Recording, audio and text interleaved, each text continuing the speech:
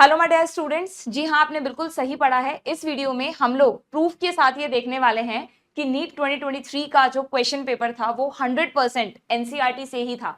No doubt हम starting से आपको कहते आए हैं कि भाई आप एनसीईआरटी पे फोकस कीजिए। स्पेशली बायोलॉजी में तो एनसीईआरटी आपके भगवान के बराबर है। आपको एक एक वर्ड, एक एक लाइन पर पकड़ होनी चाहिए।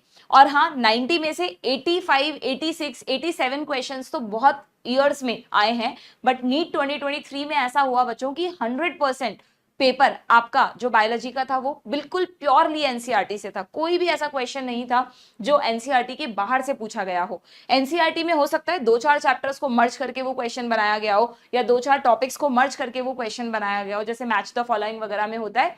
बट यस, जो भी उसमें स्टेटमेंट थे या टॉपिक्स थे वो सब एनसीईआरटी से ही थे। अब बट ऑब्वियस हर बात का प्रूफ चाहिए होता है हम लोगों को, तो इसीलिए इस वीडियो में मैं आप लोगों को 1 to 1 एक एक क्वेश्चन बाय क्वेश्चन हम जाते जाएंगे और देखते जाएंगे कि वो क्वेश्चन एनसीईआरटी के किस चैप्टर के किस पैराग्राफ से लिया गया है। तो आपको एकदम पक्के से यकीन हो जाएगा कि हाँ भाई, मैम ने बताया था नीट 2023 में जितने भी क्वेश्चंस आए हैं बायो में सब डायरेक्टली एनसीईआरटी से थे। तो अब तो हमें एनसीईआरटी को पढ़ना है। इससे आपका एनसीईआरटी पे जो फेथ है वो और ज्यादा बढ़ जाएगा, क्योंकि कई बार ऐसा होता है ना कि हम लोग इतनी बड़ी जिस दुनिया में रहते हैं उसमें तरह तरह की चीजें सुनते हैं, अलग अलग। कोई कह देते हैं नहीं यार, मैं तो इस बुक से पढ़ रहा हूँ या मैं तो इस बुक से पढ़ रहा हूँ, तुम सिर्फ एनसीईआरटी फॉलो करते हो। तो जब भी कोई आपको ऐसी बात सुने और आपका मन डगमगाने लगे तो बिल्कुल क्लिक करना चाहिए कि हमने देखा था फुल क्वेश्चन पेपर एनसीईआरटी से था। तो इसलिए सबसे पहले जो आपकी पकड़ होनी चाहिए, कमांड होनी चाहिए, वो होनी चाहिए एनसीईआरटी बायोलॉजी पर। ठीक है, चलिए तो देखते हैं। क्योंकि आपको पता है बायोलॉजी में 100 क्वेश्चंस आते हैं, तो मैंने इसको 2 पार्ट्स में डिवाइड कर लिया है। बॉटनी सेक्शन में जो क्वेश्चंस पूछे गए थे वो हम आज के वीडियो में देखेंगे, और फिर जूलॉजी सेक्शन का वीडियो अलग से अपलोड करेंगे। ठीक है, तो चलिए देखते हैं। बॉटनी में क्वेश्चन था बच्चों, movement and accumulation of ions. अच्छा, एक चीज और बता देती हूँ कि ये जो भी क्वेश्चंस हैं इनका डिटेल्ड सोल्यूशन ऑलरेडी चैनल पर अवेलेबल है। अगर आपने वीडियो नहीं देखा है तो आप उसका लिंक जो है वो डिस्क्रिप्शन बॉक्स में लगा दूंगी, वो वीडियो आप वहां से देख सकते हैं। यहां पर मैं आपको क्वेश्चंस के सॉल्यूशंस पूरे डिटेल में डिस्कस नहीं करूंगी, बस क्वेश्चन बताऊंगी कहां से वो एनसीईआरटी से पूछा गया है और उसका क्या सही आंसर है। ठीक है, डिटेल सॉल्यूशन के लिए आप वो दूसरा वीडियो जरूर से देखें। ओके, तो क्वेश्चन था movement and accumulation of ions across a membrane against their concentration gradient. आपसे ट्रांसपोर्टेशन मेथड का नाम पूछा गया था, and you know this question is from, कहां से ये क्वेश्चन पता होगा आप लोगों को, that is transport in plants, है ना। जो आपका क्वेश्चन चैप्टर है बच्चों ट्रांसपोर्ट इन प्लांट्स, वहां से ये क्वेश्चन पूछा गया। और ट्रांसपोर्ट इन प्लांट्स में आप 3 मेथड्स पढ़ते हैं ट्रांसपोर्ट के, तो आपसे क्या पूछा है, एक्टिव ट्रांसपोर्ट पे क्वेश्चन पूछा है। इसका आंसर एक्टिव ट्रांसपोर्ट क्यों है, क्योंकि आपको पता है अगेंस्ट देयर कॉन्सेंट्रेशन ग्रेडियंट यहां पर हो रहा है, जो कि क्लियरली एनसीईआरटी में बताया हुआ है आप लोगों को कि एक्टिव ट्रांसपोर्ट में क्या होता है, the substance transport from a low concentration to a high concentration, जिसे आप अपहिल ट्रांसपोर्ट भी कहते हैं। तो हो सकता है अगली बार नीट 2024 में आपसे यही पूछ लिया जाए कि अपहिल ट्रांसपोर्ट किसमें देखने को मिलता है। ठीक है, तो आंसर हो जाएगा एक्टिव ट्रांसपोर्ट, बाकी के दोनों में डाउनहिल ट्रांसपोर्ट होता है। क्लियर। नेक्स्ट क्वेश्चन ये देखिए, इकोलॉजी का क्वेश्चन है। Among the evil quartet which one is considered the most important cause driving extinction of species. अब देखो, इसलिए एनसीईआरटी इस क्वेश्चन तो में और भी प्रूफ हो जाएगा। जिस भी बच्चे ने को इकोलॉजी की नॉलेज है उसमें आप पढ़ते हैं एविल क्वार्टेट का मतलब 4 ऐसे कारण जो कि बायोडायवर्सिटी लॉस के लिए रिस्पॉन्सिबल है। अब यहां पर अगर आपने एनसीईआरटी नहीं पढ़ी तो आपको ये तो पता है कि ये 4 भाई सही कारण हैं जो कि एविल क्वार्टेट में इंक्लूड होते हैं, लेकिन उसमें से मोस्ट इंपॉर्टेंट कौन सा है, इसमें क्या लॉजिक लगाओगे, क्योंकि हर कारण ही अपने आप में इंपॉर्टेंट है। ओवर एक्सप्लॉइटेशन हो, चाहे एलियन स्पीशीज इन्वेजन हो, को एक्सटिंक्शन हो, तो अगर आप लॉजिकली या कंसेप्चुअली करने जाएंगे ना तो ये क्वेश्चन आपसे नहीं बनेगा। बट अगर किसी बच्चे ने एनसीईआरटी को अच्छे से पढ़ रखा है तो वहां पर, ये आपकी एनसीईआरटी का ही स्नैपशॉट है, इसमें आपको क्लियरली दिख रहा होगा बच्चों, जो एविल क्वार्टेट इसमें बताए हैं उसमें जो फर्स्ट है हैबिटेट लॉस एंड फ्रेगमेंटेशन, उसमें डायरेक्टली लिखा है this is the most important cause driving the extinction, और यही क्वेश्चन एनटीए ने आपसे पूछ लिया। तो आंसर क्या हो जाएगा आपका, answer will be habitat loss and fragmentation. ठीक है, क्लियर। आगे बढ़े, नेक्स्ट क्वेश्चन पर आए। नेक्स्ट क्वेश्चन है आपका प्लांट किंगडम से। ठीक, प्लांट किंगडम में आपको टेरिडोफाइट्स टॉपिक में जब आप जाएंगे, मैंने यहाँ पर एनसीईआरटी का स्नैपशॉट लिया है, ठीक है, क्योंकि old NCERT new NCERT change हो गई है, फिर पेज नंबर्स आपके मैच नहीं करेंगे, तो आप तो सीधा टॉपिक में जाकर देख सकते हैं। और अभी आपको जरूरी नहीं आप हर पेज एनसीईआरटी का खोल के मेरे साथ साथ देखें, मैंने यहाँ पर डायरेक्टली एनसीईआरटी से उठाकर ही स्क्रीनशॉट्स लगाए हैं, ठीक है।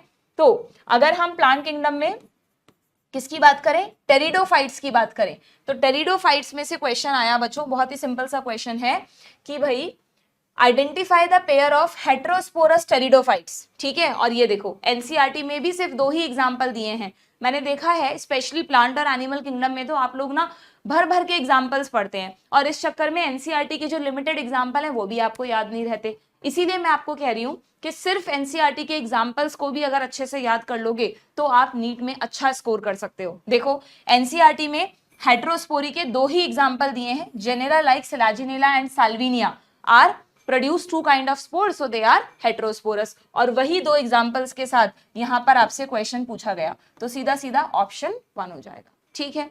नेक्स्ट क्वेश्चन पर आए।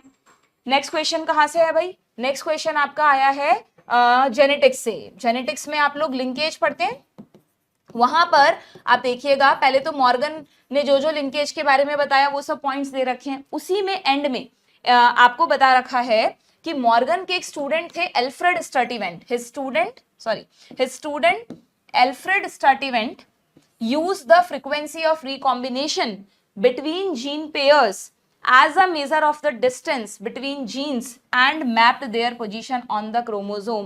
word to word उठा के क्वेश्चन में डाला है, आप पढ़ लो क्वेश्चन क्या है। क्वेश्चन है frequency of recombination between gene pair on same chromosome as a measure of the distance between gene to map their position on the chromosome। तो बिल्कुल एनसीईआरटी से उठाकर क्वेश्चन बना था।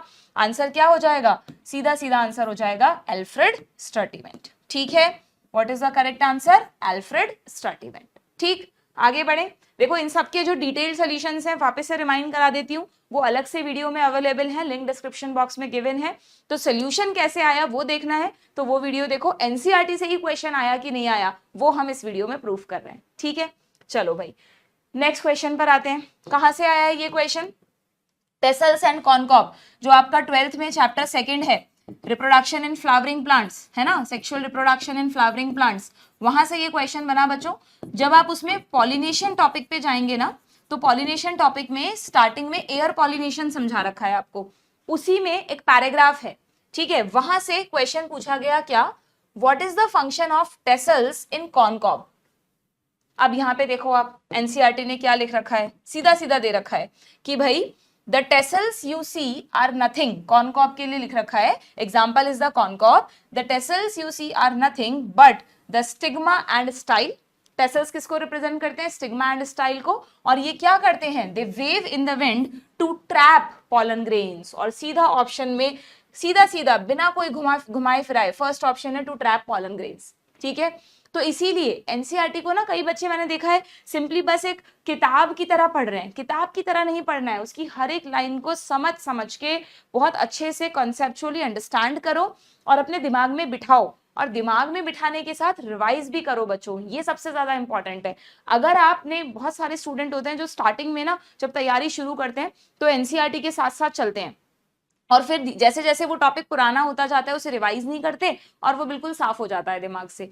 ये गलती आपको नहीं करनी है, आपको बिल्कुल टॉपिक के साथ साथ चलना है और साथ में पुराने टॉपिक्स को भी रिवाइज करना है, क्योंकि नीट के एग्जाम में बच्चों मेमोरी पावर भी बहुत मैटर करती है। सिर्फ कॉन्सेप्ट पे पकड़ तो होनी चाहिए, बट उसके साथ आपकी मेमोरी भी इतनी स्ट्रांग होनी चाहिए कि आपको तुरंत क्लिक कर जाए कि हाँ भाई इसका आंसर ये होना चाहिए, वो टॉपिक आपके दिमाग में एकदम तरोताजा होना चाहिए, तब जाके आप उस क्वेश्चन को कर पाएंगे, ठीक है।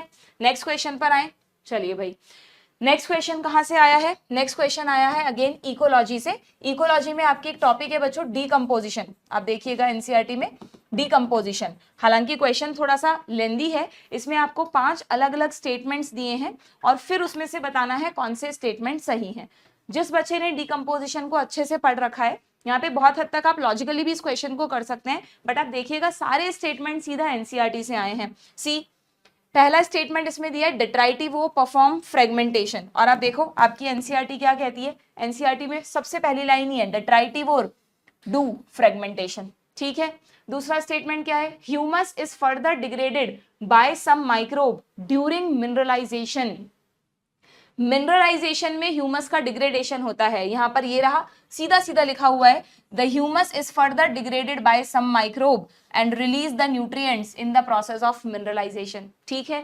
थर्ड क्या है, water soluble inorganic nutrients go down into the soil and get precipitated by a process called leaching.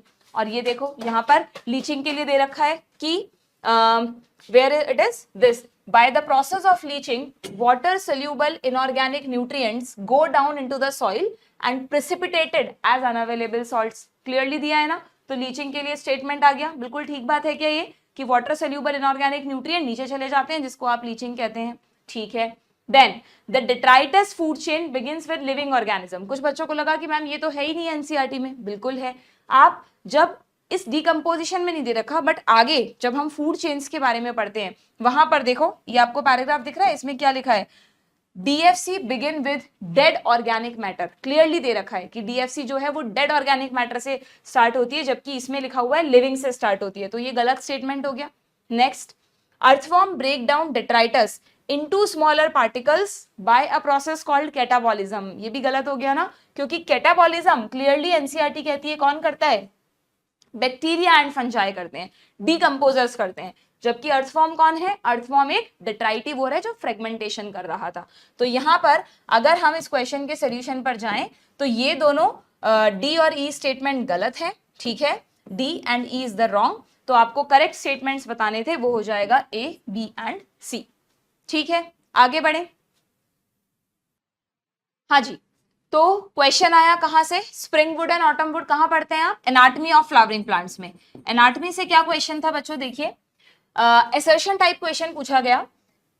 Assertion है late wood has fewer xylary elements with narrow vessels, और इसका रीजन दिया है cambium is less active in winters. अब आप NCERT को देखो, सीधा बिल्कुल कुछ घुमा फिरा के बात नहीं करिए, सीधी बात एनसीईआरटी ने लिखी हुई है कि भाई the wood formed during this season is called spring wood या early wood। अब late wood के लिए क्या लिखा है, in winter the cambium is less active and form few xylary element that have narrow vessels। सीधी सी बात है कि कैम्बियम कम एक्टिव है तो नैरो वेसल्स बनेंगी, तो बिल्कुल सही है ये क्वेश्चन, यानी यहाँ पर असर्शन और रीजन दोनों सही हैं और वो उसको करेक्टली एक्सप्लेन भी कर रहा है, तो ऑप्शन 1 हो जाएगा। देखो असर्शन रीजन क्वेश्चन भी आप डायरेक्टली एनसीईआरटी से कर सकते हो, कोई बड़ी भारी भरकम बुक्स करने की जरूरत नहीं है इसके लिए आपको। हाँ, ये मैं मानती हूँ कि जब भी आप एनसीईआरटी पढ़ोगे, कोई भी टॉपिक कोई भी चैप्टर कवर करते हो, तो उससे रिलेटेड क्वेश्चन प्रैक्टिस जरूर करो, और क्वेश्चन प्रैक्टिस में हर तरह के क्वेश्चन इन्वॉल्व करो, इजी लेवल के question, match the following question, assertion type question, statement type question, तब जाके आपकी फुल प्रूफ प्रिपरेशन होगी नीट के लिए। ठीक है, नेक्स्ट क्वेश्चन देखें। नेक्स्ट क्वेश्चन कहां से है भाई, रिकॉम्बिनेशन नॉड्यूल यानी सेल डिवीजन से। सेल डिवीजन में क्या क्वेश्चन पूछा गया, क्वेश्चन है The process of appearance of recombination nodule occur at which substage। तो ये तो वैसे भी कैरेक्टरिस्टिक्स आप बहुत अच्छे से याद करते ही हैं एनसीईआरटी के। ये देखो यहाँ पर बताया है आप लोगों को, पैकाइटिन स्टेज जब हम पढ़ते हैं बच्चों, रिमेंबर ना, पैकाइटिन स्टेज कब आती है, मियोसिस फर्स्ट की, प्रोफेज फर्स्ट की थर्ड स्टेज। तो पैकाइटिन में क्लियरली यहाँ पर लिखा हुआ है the appearance of recombination nodule. देखो कितना इंपॉर्टेंट स्टेटमेंट है, this stage is characterised by, इस पे स्टार बना लेना अपनी एनसीईआरटी में, अपीयरेंस ऑफ रिकॉम्बिनेशन नॉड्यूल। तो अगर आपसे पूछ ले क्रॉसिंग ओवर कब होता है, पैकाइटिन में, रिकॉम्बिनेशन नॉड्यूल कब बनती है, पैकाइटिन में, रिकॉम्बिनेशंस के लिए कौन सी फेज रिस्पॉन्सिबल है, पैकाइटिन। बहुत कॉमनली इस फेज पे क्वेश्चन आते हैं, तो ये आपको अच्छे से पता होना चाहिए। ठीक है, आगे बढ़े। लो भाई अगला क्वेश्चन, अगेन सेल डिवीजन से क्वेश्चन है। क्या क्वेश्चन पूछा गया है, which of the following stage of meiosis involve division of centromere. कौन सी स्टेज में, देखो यहां पर मैं बिल्कुल ये नहीं कहूंगी कि सेल डिवीजन में आप एनसीईआरटी को रट लो, सेल डिवीजन पूरा कॉन्सेप्चुअल टॉपिक है बच्चों, आपकी कॉन्सेप्ट्स पे अच्छी पकड़ होनी चाहिए, तब जाके आप इसके क्वेश्चंस कर पाओगे। बट हाँ, जो भी क्वेश्चन पूछा गया वो था एनसीईआरटी से ही। आपसे पूछा कि भाई मियोसिस की कौन सी फेज में सेंट्रोमियर का डिवीजन होता है, तो आपको वैसे भी पता है कि जब मियोसिस फर्स्ट आती है तो मियोसिस फर्स्ट में तो होमोलोगस क्रोमोसोम आमने सामने रहते हैं ना, एक इस पोल पे चला जाता है और एक इस पोल पे चला जाता है, तो यहाँ तो कहीं सेंट्रोमियर की स्प्लिटिंग हुई नहीं। सेंट्रोमियर की स्प्लिटिंग कब हुई? एनाफेज सेकंड में, जब सेम क्रोमोसोम को दोनों पोल से खींचा जा रहा है। और वही बात एनसीईआरटी में लिखी भी हुई है कि एनाफेज सेकंड में क्या होता है, शुरू में ही लिखा हुआ है, it begins with the simultaneous splitting of the centromere, जिसकी वजह से क्रोमेटिड्स जो हैं वो सेपरेट हो जाते हैं। तो आंसर क्या हो जाएगा यहाँ पर? आपका आंसर हो जाएगा दैट इज एनाफेज 2। ठीक है, सीधा एनसीईआरटी से आया है। चलो भाई आगे देखते हैं। नेक्स्ट क्वेश्चन आपका बायोटेक्नोलॉजी से है। बायोटेक्नोलॉजी से क्या क्वेश्चन आया भाई यहाँ पर देखें, बहुत आसान क्वेश्चन था बच्चों, मुझे नहीं लगता किसी भी बच्चे का गलत हुआ होगा ये question. During the purification process for recombinant DNA technology, addition of chilled ethanol precipitate out. Chilled ethanol डालने पर क्या होता है, ये देखो आपकी एनसीईआरटी में, सीधा आप बायोटेक्नोलॉजी में जाएंगे जहां पर हेडिंग है आइसोलेशन ऑफ डीएनए, वहां पर इन्होंने लास्ट में दे रखा है कि other molecules can be removed by appropriate treatment and purified DNA precipitate out after the addition of chilled ethanol. chilled ethanol डालते ही DNA will be precipitate out। तो आंसर क्या हो जाएगा इसका? इसका आंसर हो जाएगा सिंपली DNA। ठीक है, सब कुछ एनसीईआरटी से है ना अभी तक। अभी सब देखो आप, सारे क्वेश्चन हम बॉटनी में जितने भी क्वेश्चन पूछे गए सब कहीं ना कहीं एनसीईआरटी से ही आए हैं। ये देखिए, ये क्वेश्चन क्या था, मॉर्फोलॉजी से क्वेश्चन आया। मॉर्फोलॉजी ऑफ फ्लावरिंग प्लांट्स में आप तीन ही फैमिली आपको एनसीईआरटी में डिटेल में पढ़ाई गई है, फेबेसी, सोलेनेसी एंड लिलिएसी। और आप देखिएगा लास्ट कुछ ईयर्स में इन्हीं तीन फैमिलीज पे क्वेश्चन आ रहे हैं। पहले तो 10 से 11 फैमिलीज पढ़नी होती थी, उन सबसे क्वेश्चन आते थे। इवन अभी भी मैंने देखा है कुछ बच्चे ना वही पुराना वाला ट्रेंड फॉलो कर रहे हैं और 10 से 11 फैमिलीज को पूरा पढ़ते हैं। I don't know why.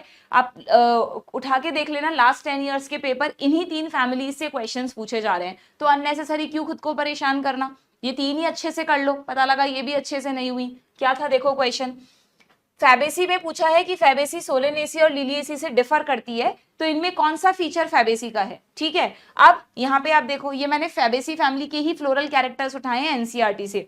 इसमें क्लियरली एनसीईआरटी ने एक फीचर बताया है कि जो एंड्रोशियम है उसमें 10 एंथर होते हैं, 10 स्टेमन्स होते हैं। अगर हम पी प्लांट की बात करें, फैबेसी यानी लेग्यूम प्लांट, उनमें पी आता है। डायएडेल्फस कंडीशन होती है 9+1, और एंथर जो है वो डाइथिकस होते हैं। तो सभी का कैरेक्टरिस्टिक है मेनली। तो इन्होंने बस यही ऑप्शन में आपको दे दिया। इन्होंने एक ऑप्शन बनाया, कहाँ गया, डाइएडेल्फस एंड डाइथिकस एंथर, ये रहा ऑप्शन 4। कुछ दिमाग लगाना ही नहीं है ज्यादा, बस आपको अगर कैरेक्टरिस्टिक ध्यान है, एनसीईआरटी से पढ़ा है, तो आपका आंसर सही हो जाएगा। नेक्स्ट क्वेश्चन पर आए। नेक्स्ट अगेन पॉलिनेशन से क्वेश्चन आया है ना। 12th का आपका जो सेकंड चैप्टर है रिप्रोडक्शन इन फ्लावरिंग प्लांट्स, उससे एक क्वेश्चन आपने पहले भी देखा था। Large colourful fragrant flowers with nectar are seen in, देखो सीधा एनसीईआरटी में लाइन दे रखी है, majority of insect pollinated flowers are large colourful fragrant and rich in nectar. मतलब कोई कैरेक्टरिस्टिक चेंज नहीं किया, जैसे जैसे एनसीईआरटी में दिया है वैसे वैसे तुमको इन्होंने दे दिया। तो सीधा सीधा आंसर क्या हो जाएगा, इसका आंसर हो जाएगा इंसेक्ट पॉलिनेशन, ये रहा 4th। ठीक है, नेक्स्ट पे बढ़े। हालांकि इसमें कंफ्यूजन हो सकता था कि भाई चलो बैट और विंड तो तुम नहीं चूज करोगे, लेकिन इंसेक्ट और बर्ड में तो कंफ्यूजन हो सकता है। अब जिसने एनसीईआरटी को अच्छे से समझ के पढ़ा है वो तुरंत क्लिक कर लेगा कि यार इंसेक्ट में ये ज्यादा इंपॉर्टेंट है। नो डाउट बर्ड्स को भी ये सारे फीचर्स ही चाहिए होते हैं प्लांट से, बट अगर हम बर्ड्स और इंसेक्ट्स में देखें तो इंसेक्ट्स आर मेजर पॉलिनेटर्स, तो इसलिए मेनली जो ये वाले कैरेक्टरिस्टिक्स हैं वो इंसेक्ट पॉलिनेशन में फिट बैठते हैं। ठीक है, नेक्स्ट पर आए। नेक्स्ट क्वेश्चन कहां से आया है भाई, प्लांट हार्मोन से। प्लांट हार्मोन से दो से तीन क्वेश्चंस पूछे गए थे, 3 क्वेश्चन थे जहां तक मुझे ध्यान है। Spraying of which phytohormone और जुवेनाइल कॉनिफर ऑन होगा ये, on juvenile conifer helps in hastening the maturity period which will lead to early seed production. अब आप देखो एनसीईआरटी में जाना, जिब्रेलिन के फंक्शंस जहां पर दे रखे हैं, जिब्रेलिक एसिड के, वहां पर क्लियर फंक्शन दे रखा है क्या, कि जिब्रेलिक एसिड को कहां स्प्रे करते हैं, जुवेनाइल कॉनिफर्स पर, जो हैसन करता है मैच्योरिटी पीरियड को, जिससे कि अर्ली सीड प्रोडक्शन हो जाए। तो सीधा सीधा आंसर क्या हो जाएगा इसका, the answer would be GA, gibberellic acid. तो अगर आपने जिब्रेलिन के दुनिया भर के फंक्शन याद नहीं करे, एनसीईआरटी में जो 6 से 7 फंक्शन दिए हैं बस वो आपकी टिप्स पर हैं, तो आपका क्वेश्चन गलत नहीं होगा। अब आप दुनिया भर के याद करते रहो और एनसीईआरटी के भूल जाओ तो फिर कुछ नहीं हो सकता। ठीक है, इसीलिए आपको बार बार कह रहे हैं कि एनसीईआरटी से ही अपनी तैयारी करो। नेक्स्ट क्वेश्चन पर आए। नेक्स्ट क्वेश्चन है प्लेसेंटेशन, यानी अगेन मॉर्फोलॉजी से क्वेश्चन आया है। ठीक है, exile placentation is observed in, अब आप एनसीईआरटी में देखना जहां पर सारे प्लेसेंटेशन बताए हैं ना बच्चों, वहां पर एक्साइल प्लेसेंटेशन के लिए 3 एग्जाम्पल दिए हैं। किसी को अगर रटा हुआ एकदम अच्छे से, China rose, tomato and lemon. अब China rose, tomato and lemon option में है क्या, देखो जरा इस ऑप्शन को देखो, चाइना रोज है, लेमन है, टोमेटो नहीं है। बट अगर तुम ये कोरिलेट कर गए कि यार टोमेटो भी सोलेनेसी फैमिली में है और पिट्यूनिया भी सोलेनेसी फैमिली में है, तो तुम्हें तुरंत समझ में आ जाएगा कि आंसर होगा 3। और ये भी आउट ऑफ एनसीईआरटी नहीं है, एनसीईआरटी में पिट्यूनिया सोलेनेसी फैमिली में गिवन है। बस आपको थोड़ा सा लॉजिक लगाना है कि भाई टोमेटो की जगह इन्होंने पिट्यूनिया कर दिया, दैट्स इट, तो आंसर हमें मिल जाएगा, और कुछ दिमाग लगाना ही नहीं पड़ेगा। ठीक है, अब एक्साइल प्रेजेंटेशन में तो और भी बहुत सारे एग्जाम्पल होते हैं। अब आप हर एग्जाम्पल को सोचो कि यार ये सही है, गलत है, ये सही है, गलत है। एक तो बच्चा इस अप्रोच से करे तो टाइम ज्यादा लगेगा, एक बच्चे को बिल्कुल याद है एनसीईआरटी में 3 एग्जाम्पल कौन से हैं, तो तुरंत उसे वो आंसर मिल जाएगा। तो टाइम भाई, अब जो नीट का पेपर होता है ना बच्चों, वहां पर स्पीड और एक्यूरेसी बहुत मैटर करती है कि आप कितनी फास्ट उस क्वेश्चन को कर रहे हैं और कितना एक्यूरेटली कर रहे हैं। जल्दबाजी में गलतियां हमें नहीं करनी है।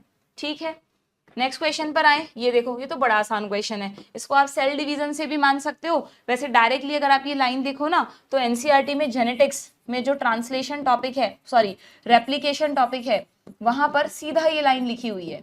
क्या क्वेश्चन था, among eukaryotes replication of DNA takes place in, ये देखो सीधा लाइन है एनसीईआरटी में कि in eukaryotes the replication of DNA takes place at S phase of the cell cycle. तो आंसर क्या हो जाएगा, वैसे तो आपको पता है डीएनए का रेप्लिकेशन एस फेज में ही होता है, बट एनसीईआरटी में सीधा लिखा भी हुआ है।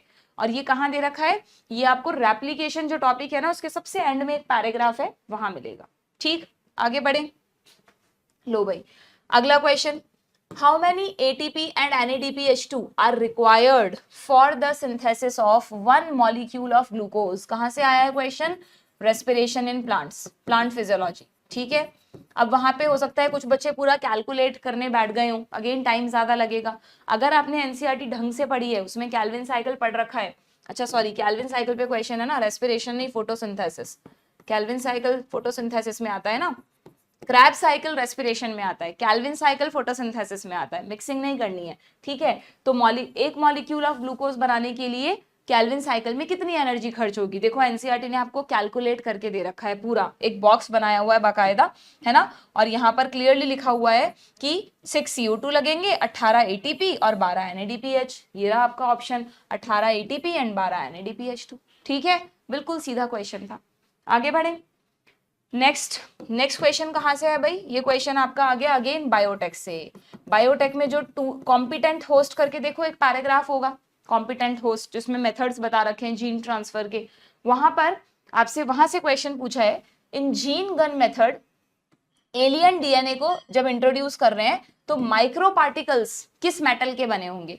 ठीक है, तो ये देखो माइक्रो, सीधा सीधा बिल्कुल कुछ घुमाया नहीं है, क्लियर स्टेटमेंट है एनसीईआरटी में कि इन द मेथड, कौन सा ये रहा, इन जीन गन मेथड के लिए कि cells are bombarded with high velocity micro particles of gold और टंगस्टन।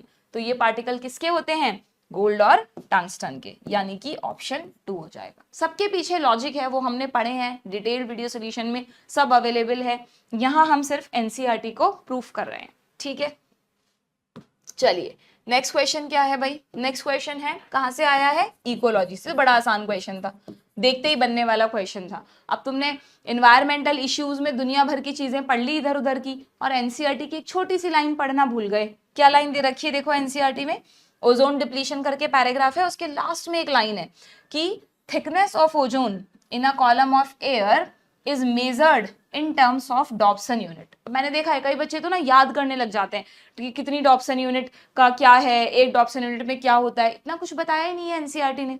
एनसीईआरटी ने तो कहा है कि भाई ओजोन लेयर की थिकनेस को डॉप्सन से मेजर करते हैं, और देखो एनटीए ने वही तुमसे पूछ लिया, क्या पूछ लिया कि थिकनेस ऑफ ओजोन को कैसे मेजर करेंगे, तो डॉप्सन यूनिट। ठीक है, इसलिए लिमिटेड पढ़ो जो एनसीईआरटी में दिया है। हाँ, जब समझने की बात है तो आप चीजों की डेप्थ में जाकर उनको समझने के लिए आउट ऑफ एनसीईआरटी जाके पढ़ सकते हैं, बट जब मेमोराइज करने की बात आती है तो सिर्फ उन्हीं चीजों पर फोकस करो जो एनसीईआरटी में गिवन है। ठीक है, आगे बढ़े। नेक्स्ट क्वेश्चन अगेन जेनेटिक्स से है, इसमें तो क्या प्रूफ की जरूरत है, तो क्वेश्चन ही प्रूफ पर है कि भाई किस साइंटिस्ट ने अनइक्विवोकल प्रूफ दिया था कि डीएनए ही जेनेटिक मटेरियल है। तो आपको याद आ गया होगा, आपकी बुक में जो हेडिंग है हर्शे एंड चेस का एक्सपेरिमेंट जहां शुरू हो रहा है, वहां पर पहली लाइन यही है बच्चों, the unequivocal proof that DNA is the genetic material came from Hershey and chess.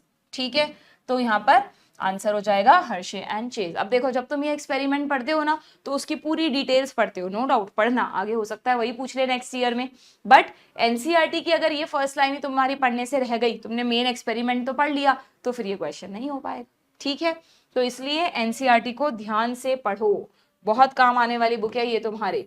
Next question देखें, लो भाई अगला क्वेश्चन क्या है, एक मिनट, अगेन ये क्वेश्चन इकोलॉजी से है बच्चों, इकोसिस्टम चैप्टर है इकोलॉजी में, इकोलॉजी के 4 चैप्टर्स में से चैप्टर सेकेंड। ठीक है, वहां पर एक इक्वेशन तुम्हें दे रखी है, GPP minus R is equal to NPP, दिख रहा है ये नीचे की तरफ, GPP minus R is equal to NPP, और सबके बारे में बता रखा है जीपीपी क्या है, आर क्या है और एनपीपी क्या है, जिसमें आर को लिखा है रेस्पिरेटरी लॉसेस। और देखो एनटी ने क्या पूछा, कितना सिंपल चीज पूछ ली कि जीपीपी दे दी, एनपीपी दे दी, आर बताओ क्या होता है, तो क्या हो जाएगा रेस्पिरेटरी लॉस, वेरी सिंपल। ठीक है, देन नेक्स्ट क्वेश्चन आता है, अगेन जेनेटिक्स में से है, जब आप जेनेटिक्स में ट्रांसक्रिप्शन पढ़ते हैं बच्चों, ट्रांसक्रिप्शन तो आप 2 जगह पढ़ते हैं ट्रांसक्रिप्शन को, एक तो प्रोकैरियोट्स में और एक यूकैरियोट्स में। यहाँ पर यूकैरियोट्स से आया है क्वेश्चन कि यूकैरियोट्स में जो ट्रांसक्रिप्शन होता है उसमें 3 तरह के आरएनए पॉलीमरेज होते हैं, तो आरएनए पॉलीमरेज थर्ड किसके लिए ट्रांसक्रिप्ट करता है, तो यहाँ पर देखो आप सीधा एनसीईआरटी में आपको बता रखा है कि जो आरएनए पॉलीमरेज थर्ड है ये रहा, is responsible for transcription of tRNA, 5s rRNA and snRNA, और वही तीनों इन्होंने ऑप्शन में बनाए बिना कोई सीक्वेंस चेंज करे, बिल्कुल डायरेक्टली दे रखा है कि transcription of tRNA, 5s rRNA and snRNA. इसके लिए मैंने एक ट्रिक भी बताई थी डिटेल सोल्यूशन में, अब नहीं बताऊंगी दोबारा, ठीक है, वहीं पर देखना।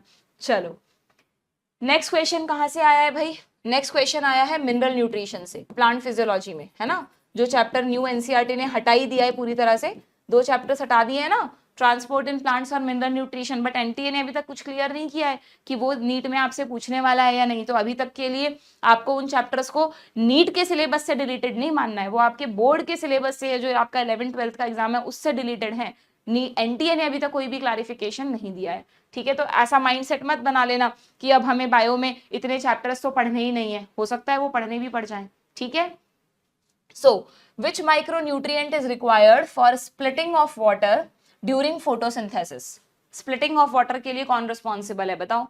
अब अगेन देखो एनसीईआरटी में जितने भी एसेंशियल एलिमेंट दिए हैं उसमें मैग्नीशियम में हम पढ़ते हैं ना, मैग्नीशियम का कितना, सॉरी मैग्नीशियम बोल रही हूं मैं, मैग्नीज का कितना इंपॉर्टेंट फंक्शन पढ़ते हैं, एमएन और सीएल, मैग्नीज और सीएल का, कि जब वाटर की स्प्लिटिंग होती है, ध्यान है फोटोसिंथेसिस में फोटोलाइसिस होता है, तब मैग्नीज की प्रेजेंस होना बहुत जरूरी है, और यही उन्होंने क्वेश्चन में पूछ लिया, तो आंसर क्या हो जाएगा, सीधा सीधा मैग्नीज। अब यहाँ सिली मिस्टेक में मैग्नीशियम टिक करके आ जाओगे तो गड़बड़ है, मैग्नीज टिक करना है आपको। ठीक है, आगे बढ़े, नेक्स्ट क्वेश्चन, लो भाई कहां से आया है, हाँ ये क्वेश्चन अगेन आपका क्लास 12th का जो सेकेंड चैप्टर है फ्लावरिंग प्लांट्स, ठीक है, वहां से क्वेश्चन पूछा, क्या पूछा देखो, in angiosperm haploid, diploid and triploid cell structures बताने हैं आपको फर्टिलाइज्ड एम्ब्रियो सेक में, तो आपकी बुक में एक फर्टिलाइज्ड एम्ब्रियो सेक का डायग्राम है बच्चों।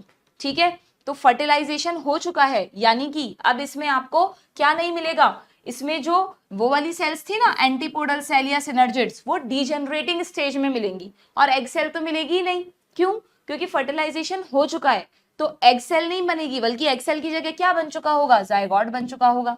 इसी तरह ये पोलर न्यूक्लियाई नहीं है, पोलर न्यूक्लियाई किसमें बदल चुके हैं, पेन में बदल चुके हैं, तो ये गौर करने वाली बात है। तो फर्टिलाइज एम्ब्रियो सेक में आपको तीनों स्ट्रक्चर्स बताने हैं, तो बताओ हैप्लॉइड, डिप्लॉइड और ट्रिप्लॉइड में, हैप्लॉइड में डीजेनरेटिंग सिनर्जिड्स हो गए, डिप्लॉइड में जायगोट हो गया, और ट्रिप्लॉइड में पेन हो गया, तीनों सीधा सीधा दे रखे हैं। आप चाहो तो अपने डायग्राम में इसको एन और इसको एन लिख लेना, ये सब एन ही होती है सेल्स। ऑप्शन 2। ठीक है, next question, the phenomena of pleiotropism, pleiotropy से क्वेश्चन आया था, अगेन जेनेटिक्स का है। जेनेटिक्स में प्लियोट्रॉपी बाकायदा एनसीईआरटी में है, किसी के पास थोड़ा ज्यादा पुराना एडिशन है तो उसमें प्लियोट्रॉपी नहीं मिलेगा आपको, क्योंकि उसमें सप्लीमेंट्री मटेरियल में था, फिर मेन कंटेंट में ऐड हुआ, तो फिर मत कह देना कि मैम एनसीईआरटी से नहीं है, बिल्कुल प्लियोट्रॉपी एनसीईआरटी में है। और वेरी फर्स्ट लाइन जब हम डिफाइन करते हैं प्लियोट्रॉपी को तो क्या कहते हैं, प्लियोट्रॉपी में किसका एग्जाम्पल पढ़ते हो तुम, पीकेयू का, कि यहाँ पर a single gene can exhibit multiple phenotypic expression. और देखो ऑप्शंस क्या है, सीधा ऑप्शन दे रखा है इन्होंने, वही उठा के लाइन दे रखी है, a single gene affecting multiple phenotypic expression. But यहाँ पे सिर्फ लाइन पढ़ने से काम नहीं चलेगा, आपको इसकी पूरी थ्योरी, इसका पूरा कॉन्सेप्ट पता होना चाहिए कि ये क्या डिफाइन करना चाह रहा है। ठीक है, आगे बढ़े, next assertion reason type question. हाँ, ये तो मतलब देखो बिल्कुल डायरेक्टली एनसीईआरटी में जो एक चैप्टर है आपके 11th एनसीईआरटी में रेस्पिरेशन इन प्लांट्स, वहां पर आप ना ग्लाइकोलाइसिस टॉपिक पे जाओ जरा, अभी बुक आपके पास है तो अभी देख लो आप चाहे से, ग्लाइकोलाइसिस टॉपिक में से उठाया है मैंने ये पैराग्राफ। यहाँ पर उन्होंने क्लियरली लिखा हुआ है कि एटीपी जो है वो 2 स्टेप्स पे यूज होता है, ग्लाइकोलाइसिस में बाद में बनता है एटीपी, तो शुरू में तो यूज होता है। कहाँ यूज होता है, पहला यूज होता है जब ग्लूकोज बदल रहा होता है ग्लूकोज 6 फॉस्फेट में, और दूसरा यूज होता है जब फ्रक्टोज 6 फॉस्फेट बदल रहा होता है 1,6 बिस फॉस्फेट में, क्योंकि दोनों ही जगह फॉस्फोराइलेशन हो रहा है तो एटीपी खर्च होता है। ओके, और देखो क्या क्वेश्चन बनाया एनटीए ने, असर्शन में लिखा ATP is used eight 2 steps in glycolysis, बिल्कुल एनसीईआरटी से उठाया है। रीजन क्या दिया, first ATP is used in converting glucose into glucose 6 phosphate and second ATP is used in this, जो एनसीईआरटी में एज इट इज लिखा हुआ है, कुछ भी नहीं बदला। तो यस, ये बिल्कुल सही बात है और इसका एक्सप्लेनेशन भी बिल्कुल करेक्ट दिया है, तो यहाँ पर आंसर क्या हो जाएगा, ऑप्शन 4। ठीक है, कई बार ऐसा भी हो जाता है, हमें आदत होती है ना क्वेश्चन करते वक्त कि पहला ऑप्शन हमेशा यही होता है कि it is the correct explanation, but यहाँ पर एनटीए ये चीज जरूर कर देता है कि उसने इन ऑप्शंस की फिक्स सीक्वेंस नहीं कर रखी है, वो इनको ऊपर नीचे भी कर देता है, तो इसलिए आपको ढंग से पढ़ लेना। देखो यहाँ नॉट लिखा है, यहाँ लिखा है करेक्ट, तो जल्दीबाजी में आप 1 मत टिक करके आ जाना, यहाँ पे 4th ऑप्शन सही होगा। ठीक है, आगे बढ़े, नेक्स्ट क्वेश्चन पर आए। तो नेक्स्ट क्वेश्चन क्या है, नेक्स्ट क्वेश्चन आपका है सेल्यूलोज, यानी ये क्वेश्चन आया है बायोमॉलिक्यूल से। बच्चों बायोमॉलिक्यूल्स में आप लोग कार्बोहाइड्रेट्स पढ़ते हैं, कार्बोहाइड्रेट्स के बारे में सभी ने पढ़ रखा है, तो ये देखो वहीं से क्वेश्चन आया पॉलीसैकेराइड से, cellulose does not form blue colour with iodine because, और सीधा अगर आप एनसीईआरटी को उठाएंगे बायोमॉलिक्यूल में 9.5 पॉलीसैकेराइड्स पे जाएंगे तो ये देखिए क्या कहता है इसका last statement, the starch iodine is blue in colour, क्योंकि स्टार्च के पास हेलिक्स है, जबकि cellulose does not contain complex helices hence can not hold iodine. और यही एनटीए ने पूछ लिया कि सेल्यूलोज आयोडीन को क्यों होल्ड नहीं कर पाता, क्यों ब्लू कलर नहीं दे पाता, क्योंकि क्या लिखा है एनसीईआरटी में, इसके पास कॉम्प्लेक्स हेलिक्स नहीं होता। तो यहां पर क्या आएगा, ये रहा, it does not contain complex helices hence can not hold iodine. ठीक है, आगे बढ़े। तो बायोमॉलिक्यूल में भी ना आपको अननेसेसरी इधर उधर की चीजें नहीं पढ़नी है, बायोमॉलिक्यूल के लिए तो स्ट्रिक्टली एनसीईआरटी फॉलो करना, 2 से 3 क्वेश्चंस नीट में इस चैप्टर से पूछे जाते हैं। नेक्स्ट क्वेश्चन कहां से आया है, ये लो, प्लांट हार्मोन्स का एक और क्वेश्चन है। क्या क्वेश्चन पूछा गया है, which hormone promote internode elongation, internode या पिटियोल इलोंगेशन किसमें, डीप वाटर राइस में, क्योंकि राइस के पौधे पानी में डूबे रहते हैं ना, तो उसके इंटरनोड्स को इलोंगेट करने के लिए, जिससे पत्तियां ऊपर आए और फोटोसिंथेसिस कर सके, सनलाइट रिसीव करने के लिए, तो ये किस हार्मोन का काम है, वो आदत है ना समझाने की, तो समझाने में ही चला जाता है दिमाग। चलो, तो कौन सा हार्मोन, देखो अगेन तुम्हारी एनसीईआरटी में क्या लिखा है, इथाइलिन के फंक्शंस पढ़ लेना, वहां पे क्लियरली लिखा हुआ है इथाइलिन प्रमोट्स रैपिड इंटरनोड और पिटियोल इलोंगेशन इन डीप वाटर राइस प्लांट। मतलब इधर से उधर ना चीजें बदली भी नहीं गई हैं, लैंग्वेज को भी घुमा फिरा के नहीं पूछा गया है, जो एनसीईआरटी में लिखा है वही सीधा पूछ लिया। और ये मत सोच लेना कि तुमने एक बार एनसीईआरटी पढ़ ली और तुम्हें ये सारी चीजें समझ में आ जाएंगी। एनसीईआरटी एक इतनी मिस्टीरियस बुक है बच्चों की, हम लोगों को भी आज तक उसमें कुछ ना कुछ ऐसे शब्द मिलते हैं जिन पर कभी ध्यान नहीं गया होता, तो इसलिए एनसीईआरटी एक बार में समझ आने वाली बुक नहीं है, पहले तो आपको उसको रीड करना है, फिर उसको समझना है दूसरी रीडिंग में, तीसरी रीडिंग में कहीं वो जानी पहचानी लगने लगेगी, और फिर चौथी पांचवी रीडिंग में तुम्हारी उससे इतनी पक्की दोस्ती होगी कि एनटीए कुछ भी तुमसे पूछ ले तुम्हारा गलत नहीं होगा। ठीक है, नेक्स्ट एक्सप्रेस्ड सीक्वेंस टैग कहां से आया है भाई क्वेश्चन? अगेन जेनेटिक्स का क्वेश्चन है। देखो जेनेटिक्स से तुम खुद ही देख लो कितने क्वेश्चंस आए हैं, है ना? 12 से 13 क्वेश्चन आराम से 90 क्वेश्चंस में से मैं बताऊं तो, क्योंकि बॉटनी और जोलॉजी दोनों जगह होते हैं जेनेटिक्स के क्वेश्चन, तो 12 से 13 क्वेश्चन जेनेटिक्स से सीधा उठ के आते हैं बच्चों। ठीक है, जेनेटिक्स में एक टॉपिक है HGP, ह्यूमन जीनोम प्रोजेक्ट। ज्यादातर बच्चे छोड़ देते हैं उस टॉपिक को, बहुत थियोरेटिकल है, बट उसमें कुछ मेन चीजें हैं जो जरूर से पढ़नी होती हैं। उन्हीं में से एक है उसकी मेथोडोलॉजी। तुमसे पूछा कि EST रेफर्स टू, और देखो बोल्ड लेटर्स में बकायदा लिखा है एनसीईआरटी ने कि EST क्या होता है? The method involved two major approach. One approach focused on identifying all the gene that are expressed as RNA. जो भी जीन खुद को RNA की फॉर्म में एक्सप्रेस करता है उसे हम EST कहते हैं, उनको आइडेंटिफाई करना इज द EST। और यहां पर आपसे क्या पूछ लिया, ऑप्शन क्या क्या दे दिए देखो, all genes that are expressed as protein, और इसी से मिलता जुलता एक ऑप्शन ये है all gene that are expressed as RNA। काफी कंफ्यूजिंग है दोनों ऑप्शन, पर एनसीईआरटी जिसने पकड़ बना रखी है उसको तुरंत पता चल जाएगा कि भाई यहाँ पर फोर्थ ज्यादा अप्रोप्रिएट है, क्योंकि जीन एक्सप्रेशन में तो प्रोटीन भी बनते हैं, तो लॉजिकली सोचने जाएंगे तो हमें दोनों ही सही लगेंगे, क्योंकि जब जीन एक्सप्रेस करता है तो पहले RNA बनता है फिर प्रोटीन बनता है। बट एनसीईआरटी को अगर ढंग से पढ़ा है तो तुम्हें तुरंत क्लिक कर जाएगा कि यार एनसीईआरटी में तो RNA लिखा था, तो यहाँ पर फोर्थ ऑप्शन सही होगा। ठीक है, आगे बढ़े। लो भाई अगला क्वेश्चन कहां से है? हाँ, ये क्वेश्चन है ट्रांसपोर्ट इन प्लांट से। ये डायग्राम है तुम्हारे बुक में ट्रांसपोर्ट इन प्लांट चैप्टर में। क्या क्वेश्चन था? स्टेटमेंट टाइप क्वेश्चन है। इसमें आपको देखो सीधा एनसीईआरटी से उठाया है, the force generated by transpiration can lift a xylem column over 130 metre height. अब यहाँ तुम्हें कोई ज्यादा दिमाग नहीं लगाना कि कैलकुलेट करने बैठ रहे हो कि कितनी हाइट तक जाता है, ये सब बॉटनिस्ट ने करा हुआ है। तुम्हें एनसीईआरटी ने सीधा बता रखा है कि भाई इस डायग्राम के जस्ट ऊपर एक लाइन है, measurement reveal that this lift the water column over 130 metre height, और वही उन्होंने दे दिया। दूसरा स्टेटमेंट दिया कि भाई ट्रांसपिरेशन से जो सरफेस है वो 10 से 15 डिग्री कूल हो जाती है। एक इसी चैप्टर में एक पैराग्राफ है ट्रांसपिरेशन एंड फोटोसिंथेसिस, देख लो एनसीईआरटी उठा के, वहां पर क्लियरली लिखा है कि ट्रांसपिरेशन लीफ सरफेस को कूल करता है 10 से 15 डिग्री। ठीक है, 10 से 15 डिग्री टेम्परेचर उसका कर देता है जिससे वो एकदम ठंडी रहे। पेड़ों के नीचे हमेशा ठंडक मिलती है हमें, तो दोनों ही स्टेटमेंट यहाँ पर क्या है बच्चों, करेक्ट हुए कि नहीं? दोनों करेक्ट है। कहाँ है ऑप्शन? ये रहा, बोथ आर करेक्ट। ठीक है, नेक्स्ट पर आए। अगेन बायोटेक से क्वेश्चन है। बायोटेक्नोलॉजी में सभी, ऐसा मुझे नहीं लगता कोई स्टूडेंट होगा जिसने जेल इलेक्ट्रोफोरेसिस नहीं पढ़ा होगा। और देखो कितना आसान क्वेश्चन इस टेक्निक से पूछा था। Upon exposure to UV radiation DNA will show, मतलब यूवी रेडिएशन भी दिया और इथिडियम ब्रोमाइड भी स्टेन कर दिया, तो DNA का कलर क्या होगा? एनसीईआरटी ने तुम्हें क्लियरली बता रखा है कि जब तुम इथिडियम ब्रोमाइड यूज करोगे, यूवी एक्सपोजर करोगे, तो DNA ऑरेंज कलर के बैंड्स में दिखाई देंगे, और यहाँ पर ऑप्शन में ब्राइट ऑरेंज कलर दे रखा है। ये रहा ऑप्शन 3। ठीक है, आगे बढ़े, नेक्स्ट क्वेश्चन पर आए। लो भाई नेक्स्ट क्वेश्चन क्या है, कहां से आया है ये क्वेश्चन? ये क्वेश्चन अगेन इकोलॉजी से आया है। अच्छा ध्यान रखना, जेनेटिक्स के बराबर वेटेज है इकोलॉजी का।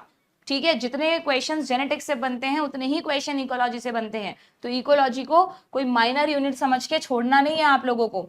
इकोलॉजी में जो चैप्टर है बायोडायवर्सिटी एंड कंजर्वेशन, उसके सबसे लास्ट पैराग्राफ पे चले जाओ। At the end of chapter एक पैराग्राफ दे रखा है, वहीं से उठा के क्वेश्चन बना कि जो एक समिट हुआ था, the earth summit, Rio de Janeiro में हुआ था, वो कौन से ईयर में हुआ? नो डाउट आजकल ईयर से रिलेटेड क्वेश्चन ज्यादा नहीं पूछते। ऐसा नहीं है कि आप इस क्वेश्चन को देखकर हर साइंटिस्ट की डिस्कवरी का ईयर याद करने बैठ जाओ। साइंटिस्ट की डिस्कवरी का ईयर अब एनटीए नहीं पूछता, ये तो मेन जो अर्थ समिट हुआ वो कौन से ईयर में हुआ वो पूछा गया है, तो वो तो तुम्हें याद करवाते ही हैं हम पढ़ाते वक्त। एनसीईआरटी में क्या लिखा है कि जो अर्थ समिट हुआ वो कब हुआ? 1992 में, जबकि वर्ल्ड समिट जो उसके 10 साल बाद हुआ उसका फॉलो अप वो हुआ 2002 में। तो हो सकता है इस साल अर्थ समिट पूछ लिया, अगले साल वर्ल्ड समिट पूछ ले, इस साल ईयर पूछ लिया, अगले साल इसकी जगह पूछ ले। अर्थ समिट हुआ था रियो डी जेनेरियो में और वर्ल्ड समिट हुआ था जोहान्सबर्ग साउथ अफ्रीका में। ठीक है, आगे बढ़े, तो इसका आंसर क्या हो जाएगा? इसका आंसर हो जाएगा 1992। क्लियर? नेक्स्ट क्वेश्चन पर आते हैं। फोटोसिंथेसिस से बहुत ही आसान सा क्वेश्चन पूछा गया, छोटा सा क्वेश्चन है, बट उसको दिखाने के लिए मैंने तुम्हें पूरा पैराग्राफ यहाँ पर लगा दिया एनसीईआरटी का। ये देखो क्या क्वेश्चन था कि भाई जो रिएक्शन सेंटर है ना PS2 में, उसकी एब्जॉर्प्शन मैक्सिमा क्या होती है, यानी सिंपली रिएक्शन सेंटर कौन है।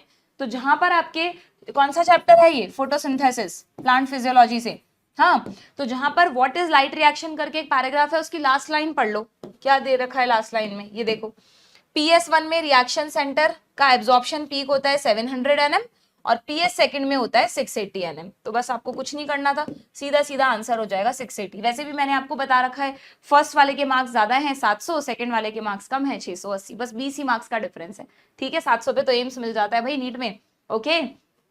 चलिए नेक्स्ट क्वेश्चन पर आते हैं। हाँ भाई, कहां से है ये क्वेश्चन, देखो ये क्वेश्चन आपका आया है अगेन प्लांट किंगडम से। प्लांट किंगडम से एक क्वेश्चन हमने देखा था, टेरिडोफाइट्स में से था, एक क्वेश्चन यहाँ मॉसेस में आ गया, एक क्वेश्चन अभी और आएगा जिम्नोस्पर्म से। अगली बार हो सकता है एल्गी से पूछ ले, कुछ कहीं से भी पूछ सकते हैं, प्लांट किंगडम से भी 2 से 3 क्वेश्चन पूछते हैं। क्या है क्वेश्चन, असर्शन में बोला है the first stage of gametophyte in the life cycle of moss is protonema. सीधा एनसीईआरटी में लिखा हुआ है क्या, देखना इसमें लिखा है कि मॉसेस के लाइफ साइकिल में 2 स्टेज आती हैं गैमेटोफाइट की। फर्स्ट स्टेज प्रोटोनीमा स्टेज होती है। क्यों होती है first stage protonema, which develop directly from a spore, क्योंकि वो सीधा स्पोर से अराइज होती है। और देखो इन्होंने भी रीजन क्या दिया है, इन्होंने रीजन दिया है protonema develop directly from spore, बस उसमें इतना सा लिख दिया they are produced in capsule. And you all know mosses में जब स्पोरोफाइट बनता है फुट सीटा कैप्सूल, तो कैप्सूल के अंदर स्पोर मदर सेल से ही तो स्पोर बने और उसी स्पोर से फिर प्रोटोनीमा बन गया। तो सीधी सी बात है, तो बिल्कुल क्लियरली मतलब इस बार नीट 2023 में ना AR टाइप क्वेश्चन भी बहुत आसान थे। सबसे अच्छा AR क्वेश्चन होता है जिसमें रीजन असर्शन को एक्सप्लेन कर रहा हो, और ज्यादातर क्वेश्चन तुम देखो यही वाले थे, और वो भी सीधा एनसीईआरटी ने जहां जो रीजन दिया है ना वही उठा के उन्होंने रीजन में रख दिया है, ठीक है, बिल्कुल तुम्हें उलझाया नहीं है, थैंक्स टू एनटीए। तो क्या क्या आएगा यहाँ पर भाई, कौन सा ऑप्शन टिक करूं मैं, ये रहा, दोनों करेक्ट है और R इसका करेक्ट एक्सप्लेनेशन है, ठीक। आगे बढ़े, लो अगला क्वेश्चन कहां से है, ये प्लांट ग्रोथ से ही है बच्चों। एक और क्वेश्चन, 2 तो हमने हार्मोन्स के क्वेश्चन किए, उसी चैप्टर से प्लांट ग्रोथ चैप्टर से एक क्वेश्चन डिफरेंशिएशन में एक टॉपिक है ना उस पर भी दे रखा है। क्या क्वेश्चन है तुम देखना, इस चैप्टर में एक हेडिंग है डिफरेंशिएशन, डी डिफरेंशिएशन एंड रीडिफरेंशिएशन। तो वहां से क्वेश्चन बनाया in tissue culture experiment. Tissue culture तुम पढ़ते हो 12th में भी, कि जिसमें आप कैलस ले लेते हो मेरिस्टेमेटिक सेल्स का, वो ग्रो करके पूरा मास ऑफ सेल्स बनाती हैं, ठीक है, मतलब callus is the mass of cell, मतलब तुमने मेरिस्टेमेटिक सेल ली, वो ग्रो कर रही हैं और एक कैलस बना दिया उन्होंने, तो वो एक तरीके का क्या है, डिवीजन चल रहा है। इन्होंने यहाँ पर तुमको क्या करा, थोड़ा सा अलग तरह से क्वेश्चन पूछ लिया कि अगर आपने लीफ की मीजोफिल सेल्स ली हैं टिश्यू कल्चर में, ठीक है, उन्हें कल्चर मीडियम में रखा और उससे कैलस बना। नॉर्मली तुम टिश्यू कल्चर में एक्स प्लांट से कैलस बनाते हो मेरिस्टम से, यहां तुमने परमानेंट टिश्यू लिया है बच्चों, लीफ की मीजोफिल सेल्स ली हैं और उससे भी कैलस बनवा दिया, तो ये क्या है, the phenomena may be called. तो अब देखो तुम कहोगे ये एनसीईआरटी से नहीं था, बिल्कुल था। जब तुम्हें यहाँ पर ये सारे एग्जाम्पल समझाए ना, डिफरेंशिएशन, डी डिफरेंशिएशन, रीडिफरेंशिएशन, तो देखो एनसीईआरटी ने तुमसे क्वेश्चन पूछा हुआ है लास्ट में, जिस बच्चे ने किया उसको तुरंत आ गया होगा। What would you call the parenchyma cells that are made to divide under controlled laboratory condition during plant tissue culture। पूछा है तुमसे एनसीईआरटी ने कि प्लांट टिश्यू कल्चर में अगर तुम मेरिस्टेमेटिक सेल्स ना लेकर पेरेनकाइमेटस सेल्स ले लो और उनसे फिर तुम कैलस डेवलप कर लो, तो इस प्रोसेस को क्या कहेंगे। तो सीधी सी बात है, दिस प्रोसेस इज, बताओ क्या हुआ यहाँ पर तुमने परमानेंट टिश्यू को मेरिस्टम में कन्वर्ट कर दिया ना, तो आपने करा यहाँ पर डी डिफरेंशिएशन, यस और नो। तो यहाँ पर आंसर क्या हो जाएगा, डी डिफरेंशिएशन, ठीक है, मतलब इन्होंने सारे समझाकर लास्ट में तुमसे पूछा था। क्लियर है, क्यों हुआ, समझ में आ गया ना आप लोगों को, क्योंकि परमानेंट को मेरिस्टम में कन्वर्ट किया है दोबारा से।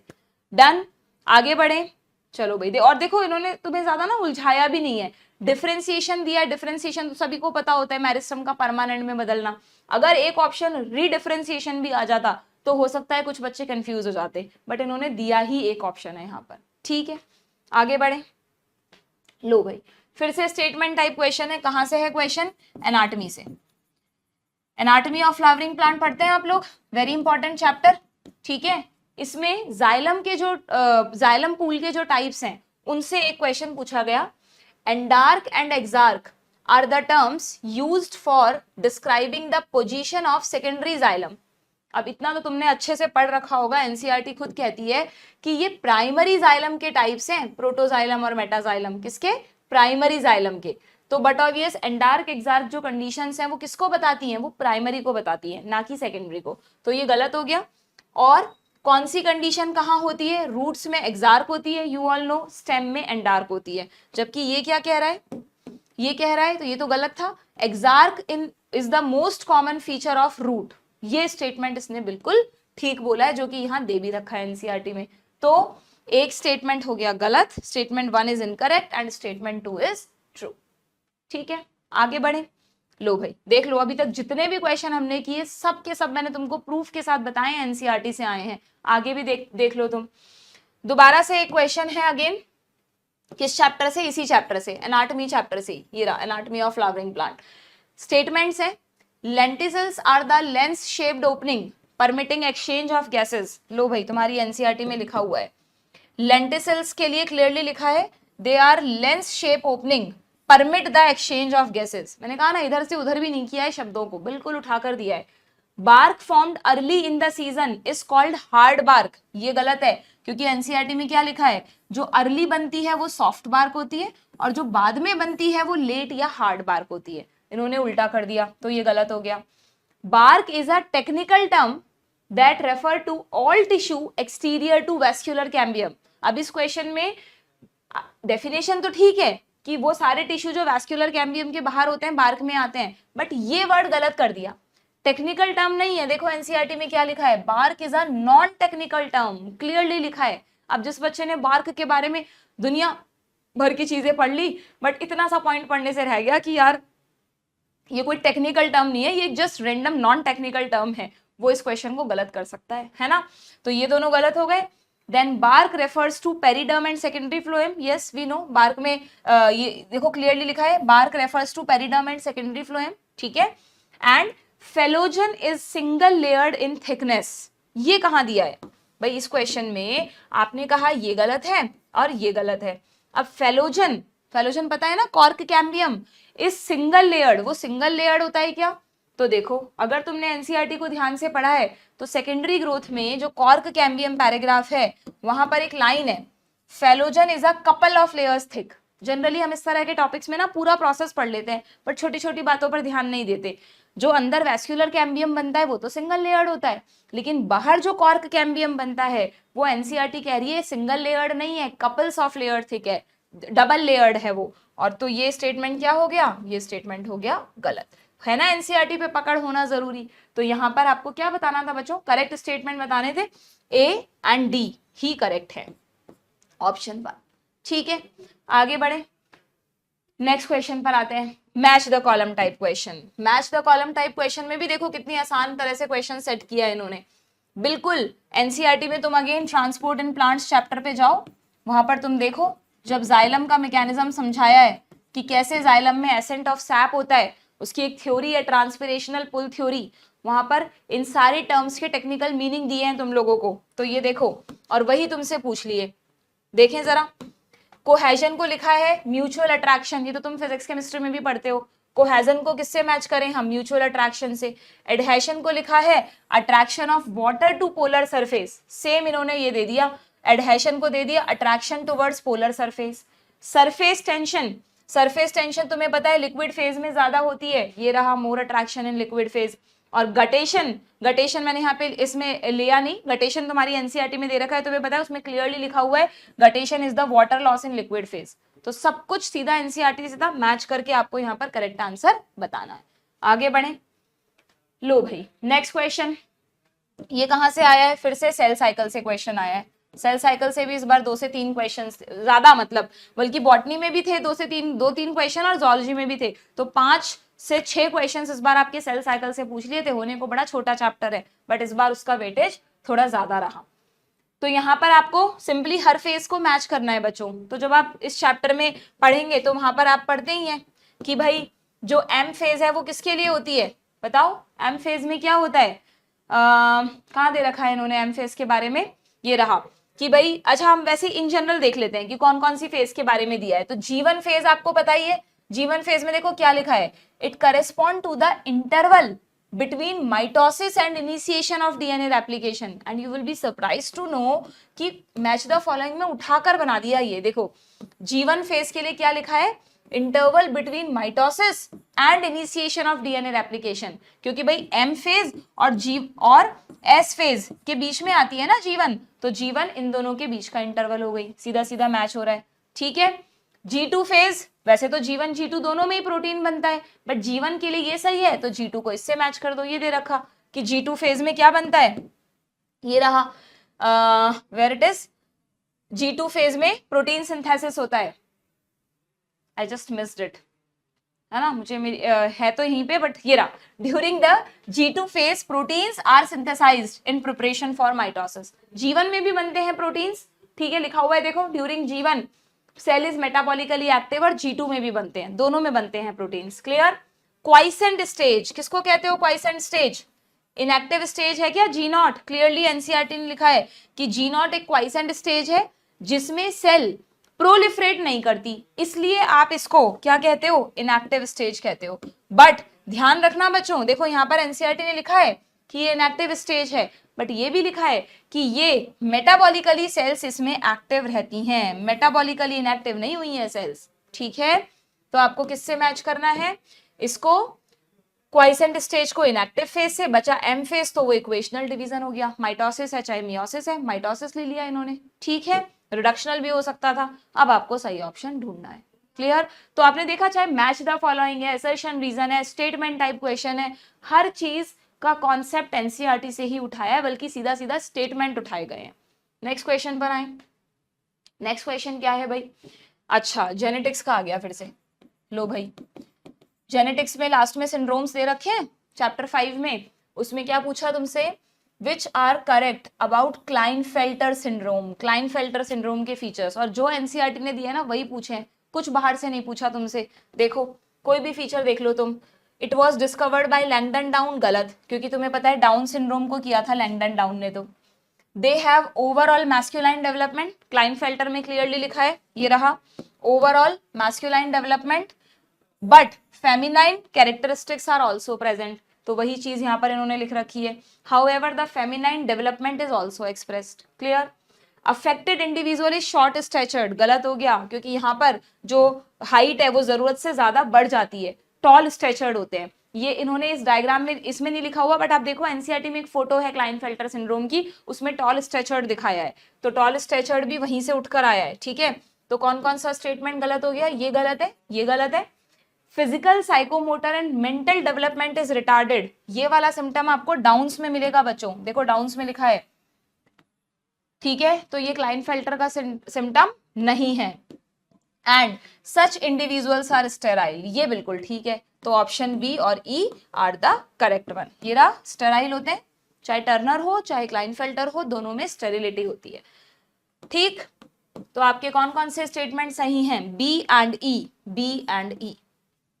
क्लियर। तो दुनिया भर के सिम्टम्स याद नहीं करने, जिस डिसऑर्डर के जो सिम्टम एनसीईआरटी में दिए हैं बस वही पढ़ के जाओ, उनको अच्छे से एकदम उन पे पकड़ होनी चाहिए, ऐसा नहीं ऊपर ऊपर से पढ़ लिया और भूल गए, फिर नहीं कर पाओगे तुम इन आसान क्वेश्चंस को भी। ये दिखने में तुमको बड़े हलवा से क्वेश्चन लग रहे हैं कि बड़े आसान आसान से क्वेश्चन है, बट ये उन्हीं बच्चों के लिए आसान है जिनको हर एक कॉन्सेप्ट अच्छे से समझ में आया है और याद भी है। ठीक है, memory also matter. Now statement type question कहां से आया है भाई, ऑर्गेनिज्म एंड पॉपुलेशन, इकोलॉजी का चैप्टर है, very first chapter of ecology. क्या था statement, Gauss competitive exclusion principle state that two closely related species competing for the same resource cannot coexist indefinitely and inferior one will be eliminated। जिसने समझा है उसको पता है कि एनसीईआरटी में क्लियरली लिखा हुआ है, ये देखो, ये रहा गाउस कॉम्पिटिटिव एक्सक्लूजन प्रिंसिपल क्या कहता है, बिल्कुल वर्ड टू वर्ड मैच कर लो तुम, एग्जैक्टली वही बात लिखी है जो वहां लिखी हुई है, तो बिल्कुल सही स्टेटमेंट है। दूसरा statement, carnivores are more adversely affected by competition than herbivore, उल्टा लिखा है इन्होंने। आप सोचो ना, कार्निवोर कितने खूंखार जानवर होते हैं बड़े बड़े, हर्बीवोर बेचारे सीधे साधे से कैटल्स होते हैं, तो कंपटीशन से ज्यादा एडवर्स इफेक्ट किस पर पड़ता है, हर्बीवोर्स पे। एनसीईआरटी में भी लिखा हुआ है कि कंपटीशन ज्यादा किसको अफेक्ट करता है, ये रहा, in general herbivores and plants more adversely affected by competition than carnivores. ठीक है, तो एक स्टेटमेंट यहां पर सही है, दूसरा गलत है, तो क्या आंसर हो जाएगा, दिस वन। ठीक है, आगे बढ़े। लो भाई, कुछ लोगों को लग रहा था कि ये क्वेश्चन तो आउट ऑफ एनसीईआरटी में, कहीं आउट ऑफ एनसीईआरटी है, कहीं नहीं दे रखा है एनसीईआरटी में इस बारे में, बिल्कुल दे रखा है बच्चों। जेनेटिक्स में ट्रांसलेशन टॉपिक खोलो, ट्रांसलेशन टॉपिक में देखो जहां पर एक डायग्राम बना हुआ है साइड में राइबोसोम का, उसके साइड में एक पैराग्राफ है, वहां पर क्लियरली लिखा हुआ है कि the ribosome consist of structural RNA and about 80 different protein. क्योंकि बच्चे इस क्वेश्चन को सेल चैप्टर में ढूंढ रहे थे कि राइबोसोम का कंपोजिशन तो हम सेल में पढ़ते हैं, अब ये बात लिखी हुई जेनेटिक्स में है। ठीक है, तो आया कुछ भी बाहर से नहीं है, क्वेश्चन जेनेटिक्स एनसीईआरटी से ही आया है। कितने तरह की प्रोटीन होती है राइबोसोम में, 80 तरह की। ठीक है, आगे बढ़े। क्या है भाई अगला क्वेश्चन, ये क्वेश्चन केमियोस्मोसिस यानी फोटोसिंथेसिस से, फोटोसिंथेसिस में है ये टॉपिक, केमियोस्मोटिक हाइपोथेसिस, पीटर मिशेल की जो हाइपोथेसिस है उसके एंड में जाना, पूरी हाइपोथेसिस पढ़ने के बाद एंड में एक पैराग्राफ है, वहां आपको कंक्लूड किया है कि केमियोस्मोसिस के लिए क्या क्या चाहिए। एक मेम्ब्रेन चाहिए थाइलेकॉइड की, उस पर एक प्रोटोन पंप लगा होना चाहिए जिससे प्रोटोन क्रॉस करे यानी एटीपीएस, उसके अलावा प्रोटोन ग्रेडियंट होना चाहिए, और उसके अलावा एटीपी सिंथेज एंजाइम होना चाहिए। और यही सारी चीजें ऑप्शंस में आपको पहचाननी थी। लॉजिकल है क्वेश्चन, जिसने केमियोस्मोटिक समझी है वही इसको कर पाएगा, रटने वाला क्वेश्चन नहीं है। ठीक है, तो यहाँ पर क्या आंसर हो जाएगा, यहाँ पर आंसर हो जाएगा membrane, proton pump, proton gradient. देखो तीन ऑप्शन तो बिल्कुल सेम थे, चौथा ऑप्शन अलग है, इसमें एटीपी सिंथेज लिखा है, इसमें एनएडीपी। तो बट ऑब्वियस आपको पता है ATP synthetase is the main, जिसकी वजह से एटीपी बनता है। ठीक है, हाँ बच्चों अगले क्वेश्चन पे बढ़े। चलो, ये क्वेश्चन कहाँ से आया है, ये क्वेश्चन अगेन इकोलॉजी से आया है। इकोलॉजी में आपके चैप्टर है इन्वायरमेंटल इश्यूज। ठीक है, उसमें आप बहुत सारी जो भी इन्वायरमेंट से रिलेटेड प्रॉब्लम्स हैं उनके बारे में पढ़ते हैं। अब उसी से रिलेटेड क्वेश्चन था जिसमें आपको इनकरेक्ट स्टेटमेंट बताना है। ठीक है, पहला स्टेटमेंट क्या है, algal blooms caused by excess of organic matter in water improve the water quality. आप सबने पढ़ रखा है एनसीईआरटी में एल्गल ब्लूम के बारे में। एल्गल ब्लूम कभी भी वाटर की क्वालिटी को इम्प्रूव करता है क्या, नहीं। इसमें क्लियरली लिखा है कि एल्गल ब्लूम जो है it deteriorate the water quality और फिशेस की डेथ करवाता है, जबकि ये कह रहा है कि फिशरी को प्रमोट करता है, तो बट ऑब्वियस गलत है। दूसरा, water hyacinth grow abundantly in eutrophic water bodies. ये देखो आप अगले नेक्स्ट पेज पे जाना, वहां लिखा हुआ है कि जो वाटर ये है टेरर ऑफ बंगाल है, वाटर हाइसिंथ है, it grow abundantly in eutrophic water bodies, तो ये बिल्कुल सही स्टेटमेंट है। Third, the amount of some toxic substance of industrial waste water increase at successive trophic level. ये देखिए, ये भी आपकी एनसीईआरटी का ही पैराग्राफ है, जहां पर आप बायोमैग्निफिकेशन पढ़ते हैं, वहां पर क्लियरली दे रखा है कि टॉक्सिक सब्सटेंस जब वाटर में धीरे धीरे बढ़ते जाते हैं तो उसकी वजह से नेक्स्ट लेवल पर उनकी कॉन्सेंट्रेशन इंक्रीज हो जाती है, जिसे आप कहते हैं बायोमैग्निफिकेशन। और जो फोर्थ स्टेटमेंट था, the micro organism involved in biodegradation of organic matter in a sewage pollute water body, consume a lot of oxygen and cause death। Clearly NCERT में दे रखा है, ये देखो यहाँ पर कि जो डोमेस्टिक सीवेज है उसमें ऑर्गेनिक मैटर होता है, जिसकी वजह से माइक्रो ऑर्गेनिज्म ग्रो करते हैं, मल्टीप्लाई करते हैं, और फिर वो फाइनली वाटर की क्वालिटी को डिटेरियोरेट करते हैं। वही सेम चीज इन्होंने यहाँ पर लिखी हुई है। तो according to NCERT and according to concepts बाकी सारे स्टेटमेंट सही है, this is incorrect, so option 1 हो जाएगा। ठीक है, आगे बढ़े। लो भाई, नेक्स्ट क्वेश्चन। अच्छा, इससे आप एक चीज और सीख रहे हो ना, ये सिर्फ ये नहीं देख रहे हैं हम कि एनसीईआरटी से ही पेपर आ रहा है, हम ये भी देख रहे हैं कि एनसीईआरटी से भी जो सारे क्वेश्चन आ रहे हैं, अगर हम वो सही करके आना चाहते हैं तो हमें वो सारे क्वेश्चन याद होने चाहिए, मतलब उनके जो कॉन्सेप्ट्स हैं, जो भी चीजें हमने पढ़ी हैं वो हमारे दिमाग में फिट होनी चाहिए। तो अगेन एक बार एनसीईआरटी पढ़ने से काम नहीं चलेगा, कई बार आपको उसका रिवीजन करना होगा। बट इसका मतलब ये नहीं है आज से सब कुछ छोड़कर बस एनसीईआरटी को रट्टा मारना शुरू कर दो, तो भी कोई फायदा नहीं होगा। एनसीईआरटी को रटना नहीं है, आपको समझो पहले टॉपिक क्या कहना चाह रहा है, फिर एनसीईआरटी से उसके की पॉइंट्स उठाकर उन्हें अपने ब्रेन में फिट कर लो। ठीक है, चलो भाई, match the column type question आ गया। लो भाई, सीधा एनसीईआरटी में टेबल है, कहाँ है ये टेबल, इकोलॉजी में ही। फर्स्ट चैप्टर है आपका इकोलॉजी, ऑर्गेनिज्म एंड पॉपुलेशन में, बहुत इंपॉर्टेंट टॉपिक है। हर साल एक दो क्वेश्चन आते हैं पॉपुलेशन इंटरेक्शन पे, इस साल भी 2 क्वेश्चन थे, एक बॉटनी में एक जियोलॉजी में। तो देखो यहाँ पर आपको सिर्फ बताना था कि कौन सा इंटरेक्शन कब होगा, तो सीधा सीधा म्यूचुअलिज्म ये दे रखा, म्यूचुअलिज्म प्लस प्लस ये रहा। कमेंसलिज्म के लिए क्या दे रखा है एनसीईआरटी में, +0, तो कमेंसलिज्म को आप कर दो +0। कहाँ है +0, अच्छा सॉरी ये कमेंसलिज्म है, म्यूचुअलिज्म का प्लस प्लस करना था, इधर लिया म्यूचुअलिज्म को। अमेंसलिज्म दिया है क्या एनसीईआरटी में, ये रहा -0, तो अमेंसलिज्म को -0 से कर दो। और पैरासिटिज्म पता है ना आपको, पैरासिटिज्म में एक को फायदा है एक को नुकसान है, प्रेडेशन में भी एक को फायदा है एक को नुकसान है। तो आपको कुछ भी इधर उधर से नहीं पढ़ना, सीधा क्वेश्चन आया था एनसीईआरटी से, मैच द कॉलम। ठीक है, अब आप करेक्ट ऑप्शन देख लेना इसमें। नेक्स्ट कहां से आया है भाई, फिर से लो बायोटेक का क्वेश्चन आ गया। हाँ, इस क्वेश्चन पे ना थोड़ा कॉन्ट्राडिक्शन भी चल रहा है कि कुछ बच्चों को लग रहा है कि इसका आंसर ये होना चाहिए, कुछ को लग रहा है दूसरा होना चाहिए। अब हम देखते हैं एनसीईआरटी क्या कहती है और एनटीए ने क्या किया, वो भी तुम्हें बताती हूँ अभी तक के लिए एनटीए ने क्या किया है। ठीक है, तो main steps in the formation of recombinant DNA are given below. कुछ स्टेप्स दे दिए इन्होंने और आपको उनको सीक्वेंस में अरेंज करना था। ठीक है, आप एनसीईआरटी में देखना एक टॉपिक है प्रोसेस ऑफ आरडीएनए टेक्नोलॉजी, बाद में एक एक स्टेप समझा रखा है, बट शुरू में पैराग्राफ में सारे स्टेप्स के नाम दे रखे हैं। क्या दिया है देखना, पहला स्टेप आप सबको पता है आइसोलेशन ऑफ डीएनए। पहले डीएनए को सेल में से आइसोलेट करेंगे, फिर उसके बाद क्या करते हैं, कटिंग करते हैं डीएनए की रेस्ट्रिक्शन एंजाइम की मदद से, हम सबको पता है।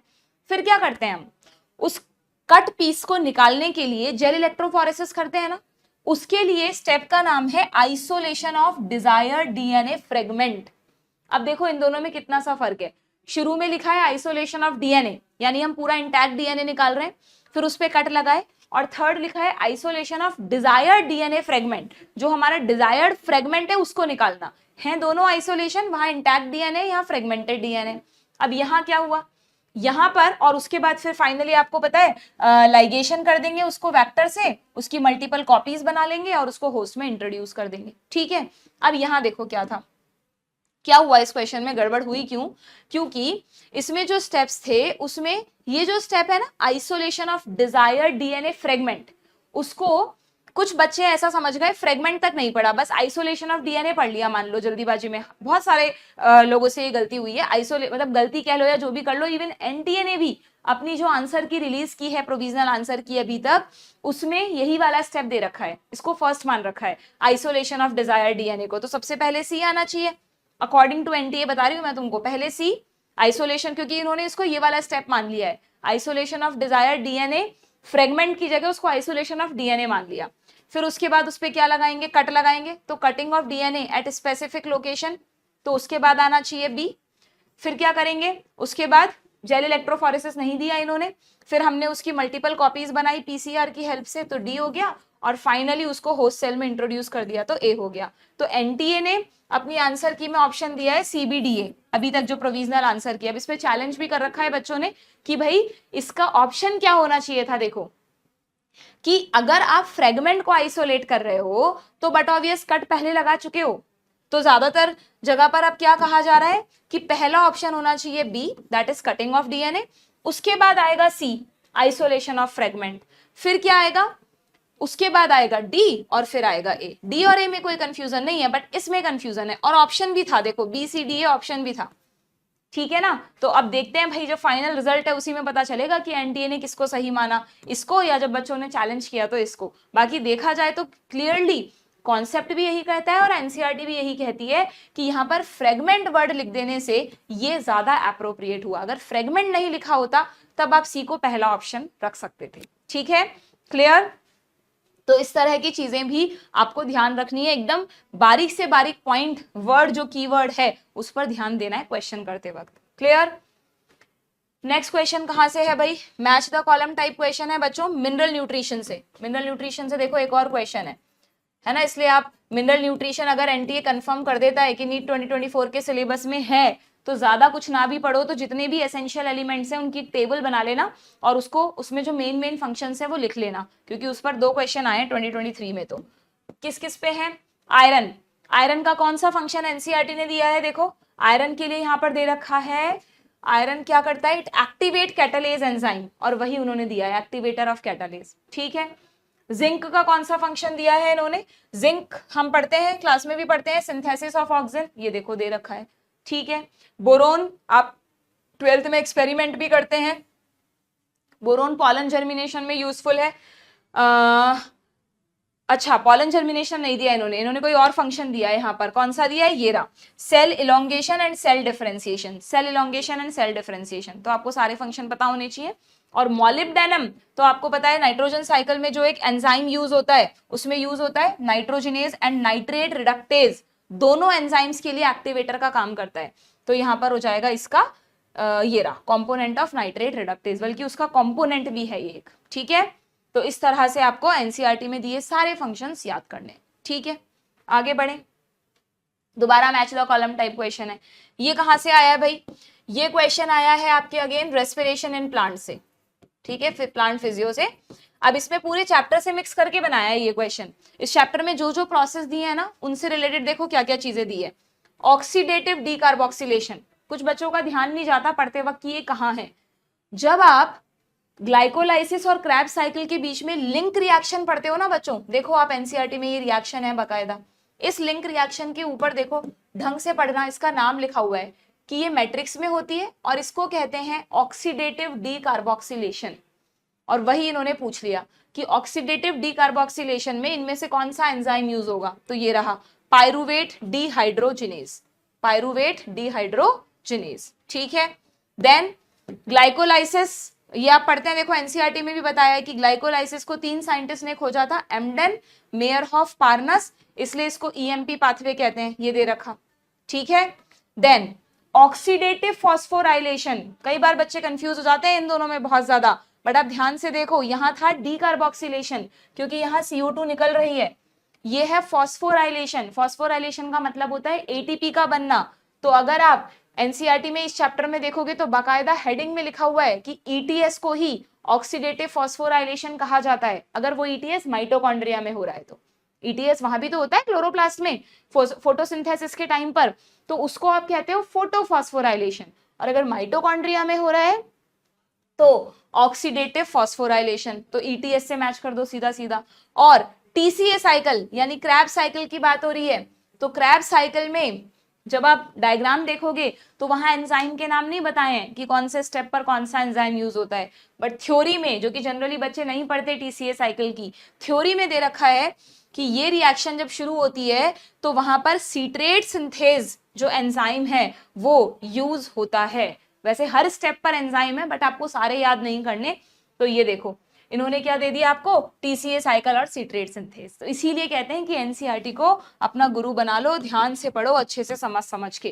क्लियर, बाकी उसको समझाने के लिए, उसको डिकोड करने के लिए तो हम गुरु हैं ही तुम लोगों के साथ, बट उसके बाद हमारे पढ़ाने के बाद एनसीईआरटी के भी दर्शन जरूर करो, डेली का नियम बना लो कि उसको पढ़ना है, समझना है। ठीक है, तो आप नीट में ना 360 आउट ऑफ 360 ला सकते हो बायोलॉजी में। ओके, आगे बढ़े, नेक्स्ट क्वेश्चन पर आ जाएं। लो भाई, आई थिंक 2-3 क्वेश्चन ही और बचे होंगे, हमारे होने वाले हैं कंप्लीट। हाँ, थर्ड लास्ट क्वेश्चन पर आ गए हम। क्या क्वेश्चन है, कहां से है क्वेश्चन, पहले तो ये देख लो, जिम्नोस्पर्म, ये प्लांट किंगडम से आ गया बच्चों फिर से। तीसरा क्वेश्चन, प्लांट किंगडम में जब तुम जिम्नोस्पर्म्स पढ़ते हो वहां पे क्वेश्चन है, वहां से आया है। इन जिम्नोस्पर्म, अच्छा पॉलन ग्रेन सिर्फ एंजियोस्पर्म में ही बनते हैं क्या, नहीं, एंजियोस्पर्म में तो पढ़ते ही हो, पर याद रखना है जिम्नोस्पर्म में भी पॉलिनेशन होता है। ठीक है, चाहे से जिम्नोस्पर्म नॉन फ्लावरिंग प्लांट है, बट स्टिल उनके जो माइक्रोस्पोरेंजियम है, जो वो है ना मेल कोन्स फीमेल कोन्स, तो मेल कोन से पॉलन ग्रेन प्रोड्यूस होते हैं।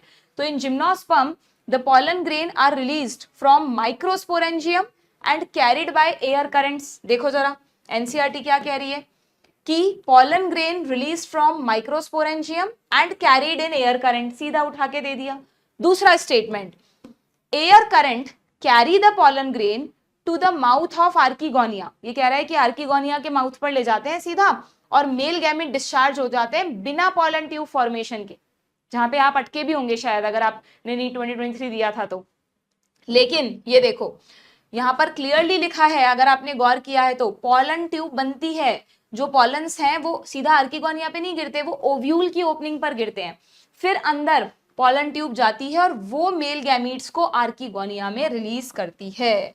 तो ये कैसा स्टेटमेंट हुआ बच्चों? ये गलत स्टेटमेंट हो गया, क्योंकि इन्होंने लिख दिया पॉलन ट्यूब नहीं बन रही है। ठीक है, तो यहां पर असर्शन ट्रू है, रीजन फॉल्स है, तो ऑप्शन 2 हो जाएगा। ठीक है, clear. Second last question, again assertion reason question है। कहां से है भाई? मॉर्फोलॉजी से। मॉर्फोलॉजी में आप देखो एक टॉपिक दिया है इन्फ्लोरेसेंस। ठीक है, हम पढ़ते हैं क्लास में इन्फ्लोरेसेंस का वर्ड टू वर्ड मैंने आपको पढ़ाया हुआ है इसमें कि फ्लावर का फॉर्मेशन कैसे हुआ। क्या कह रहा है ये देखो कि मॉडिफाइड शूट है फ्लावर। क्यों? क्योंकि शूट अपाइकल मैरिस्टम चेंज हुआ है किसमें? फ्लोरल मैरिस्टम में। यहां देखो क्या लिखा है, a flower is defined as modified shoot where shoot apical meristem changes to floral meristem. बिल्कुल सेम है। आगे क्या लिखा हुआ है? आगे लिखा है कि रीजन दिया है इन्होंने जो एनसीईआरटी में दिया है, क्यों हम ऐसा कहते हैं कि शूट से ही फ्लावर बना। क्योंकि हुआ क्या, इंटरनोड्स ने इलोंगेट नहीं किया, एक्सिस कंडेंस हो गई, और हर नोड पर जो अपेंडेजेस आने चाहिए थे, जो लेटरल अपेंडेजेस आते हैं, उनसे अलग अलग वर्ल्स बन गए। एक से कैलिक्स बन गया, एक से कोरोला बन गया, एक से सेपल्स पेटल, मतलब सॉरी सेपल पेटल तो हो गए, एंड्रोशियम गाइनोशियम इस तरह बने। और वही इन्होंने कहा है कि internodes get condense to produce different floral appendages laterally at successive node instead of leaves. Laterally at successive nodes instead of leaves. सीधा उठाकर दिया है, तो बिल्कुल सही एक्सप्लेनेशन है। तो यहां पर क्या हो जाएगा? ऑप्शन 4। ठीक है, मैंने कहा ना ज्यादातर इस बार जो एआर टाइप क्वेश्चन थे उसमें यही वाला ऑप्शन था जिसमें दोनों सही हैं और रीजन असर्शन को करेक्टली एक्सप्लेन करता है। And this is the last question. Last question ये जो है ये है आपका बायोमॉलिक्यूल से बच्चों। बायोमॉलिक्यूल्स में जब आप एंजाइम्स वाला टॉपिक पढ़ते हो ना, तो वहां पर एंजाइम्स को अफेक्ट करने वाले फैक्टर्स में कॉम्पिटिटिव इनिबिशन समझाया है तुमको, कॉम्पिटिटिव इनिबिशन। और वहां पर एक एग्जाम्पल दिया है कॉम्पिटिटिव इनिबिटर का जो हम बहुत इंपॉर्टेंट मान के पढ़ते हैं, दैट इज मेलोनेट। मेलोनेट एक इनहिबिटर है किसका? सक्सीनिक डिहाइड्रोजिनेस का। और ये क्या करता है? इसको इनहिबिट कर देता है। Such competitive inhibitors are often used in the control of bacterial pathogens. और बैक्टीरियल पैथोजेंस को अगर हमें किल करना है तो बैक्टीरिया भी तो सेल ही है, तो उसके पास भी तो एंजाइम होगा, उसमें भी तो कहीं ना कहीं एंजाइमेटिक एक्टिविटीज होती हैं। तो सक्सीनिक डिहाइड्रोजिनेस को रोकने के लिए हम क्या करते हैं? मेलोनेट दे देते हैं, तो बैक्टीरियल सेल्स की डेथ होने लगती है। तो इन्होंने वही पूछ लिया देखो तुमसे कि malonate inhibit the growth of pathogenic bacteria by inhibiting the activity of, थोड़ा घुमा के क्वेश्चन पूछ लिया। तो मेलोनेट किसको इनहिबिट कर रहा है? Succinic dehydrogenase. लगा? कोई भी इन 50 क्वेश्चंस में से सेक्शन ए सेक्शन बी के मिला के, बॉटनी सेक्शन के क्वेश्चन अभी हमने डिस्कस किए हैं, कोई भी क्वेश्चन ऐसा था जो एनसीईआरटी के बाहर से आया हो? नहीं था ना। इसलिए आपको हम बार बार कहते हैं फोकस करो, एनसीईआरटी पढ़ो। बट मैंने आपको पूरे सेशन के दौरान मेन चीजें बताई है कि एनसीईआरटी को पढ़ने का भी एक प्रॉपर तरीका है, वो आपको फॉलो करना है, उसी अकॉर्डिंग पढ़ते जाओ, क्वेश्चन प्रैक्टिस करते रहो। आपका जो एक एम है कि मुझे एटलीस्ट बायो जो इतना इंपॉर्टेंट और फेवरेट सब्जेक्ट है, कम से कम उसमें तो हम उसके लिए तो हम इतना तैयार हो जाएं कि हमारे अच्छे मार्क्स आ सकें। बट फिजिक्स केमिस्ट्री को इग्नोर नहीं करना है भाई, उसके बिना सिलेक्शन नहीं होगा। अगर बायो में आप 360 आउट ऑफ 360 ले भी आओगे तो भी कोई गवर्नमेंट कॉलेज नहीं मिलने वाला। फिजिक्स केमिस्ट्री तो करनी पड़ेगी, ना जनरल में कट ऑफ 600 के ऊपर जाता है। तो तीनों सब्जेक्ट्स को इक्वली इंपॉर्टेंस देकर पढ़ो। बायो के लिए एनसीईआरटी को फॉलो करो, स्ट्रिक्टली एनसीईआरटी को फॉलो करो, क्वेश्चन प्रैक्टिस करो। नेक्स्ट सेशन में हम लोग जोलॉजी का पेपर देखेंगे कि वो भी एनसीईआरटी से था या नहीं, विद प्रूफ। ठीक है, पढ़ते रहो अच्छे से। कोई भी प्रॉब्लम है, कोई और आप हमसे एडवाइस चाहते हो तो कमेंट बॉक्स में हमें बताओ, उस पर भी हम वीडियो जरूर बनाएंगे। Good luck.